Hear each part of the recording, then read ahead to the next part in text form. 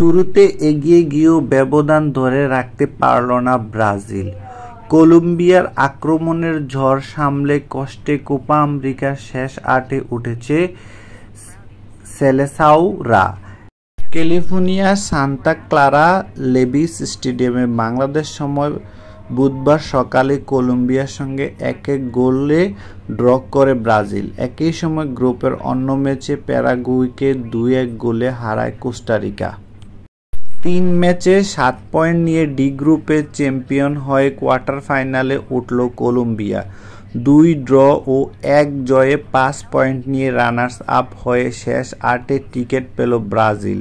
একটি করে জয় ও ড্রয়ে 4 পয়েন্ট নিয়ে তৃতীয় স্থানে কোস্টারিকা। 3টিতেই হেরে তাদের মতো বিদায় নিয়েছে প্যারাগুয়ে। শেষ 8-এ ব্রাজিলকে খেলতে হবে প্রতিযোগিতার সফলতম দল ও সি গ্রুপের চ্যাম্পিয়ন উরুগুয়ের বিপক্ষে। আর টানা 26 ম্যাচ অপরাজিত থাকা কলম্বিয়ার প্রতিপক্ষ ও সি গ্রুপে রানার্স আপ পানামা।